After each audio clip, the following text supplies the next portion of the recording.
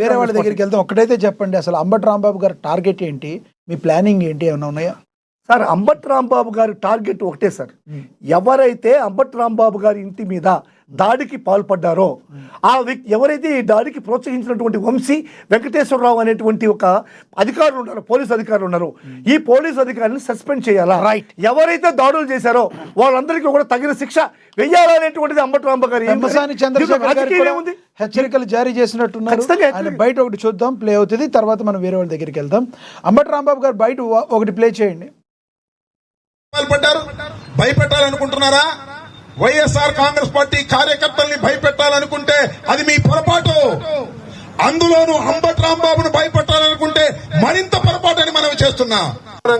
ఉదయం 6 గంటల నుంచి సాయంత్రం 6 గంటల వరకు ఈ నిరసన నిరాహార దీక్ష చేస్తున్నటువంటి సందర్భం ఏమిటి అందరికీ మనవి చేస్తున్నా. ఈ 7 గంటల 20 నిమిషాల సేపు జరిగినటువంటి దాడి పోలీసుల సమక్షంలో, అంతేకాదు మీడియా మొత్తం లైవ్ ఇస్తున్నటువంటి సందర్భంలో, ఏదో ఒక టీవీలో లైవ్ వస్తూనే ఉంది. ఇవాళ యూట్యూబ్లో కొట్టి చూస్తే ఎవరెవరు దాడి చేశారో అవన్నీ కనిపిస్తాయి. నేను పేర్లు ఏం చెప్పాల్సిన అవసరం కూడా లేదు.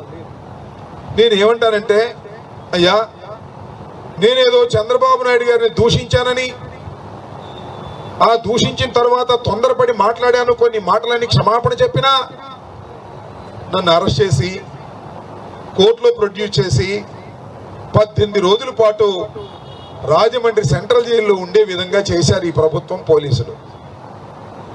ఇక్కడ నా ప్రశ్న, ఇవాళ 12 గంటల నిరసన దీక్ష ఎందుకు చేస్తున్నానంటే, నా మీద పడి, నా ఇంటి మీద పడి అంత దారుణం చేస్తే 18 రోజులు కాదు కదా, 18 నిమిషాలైనా పోలీస్ స్టేషన్లో పెట్టగలిగారా? ఇది ధర్మమా?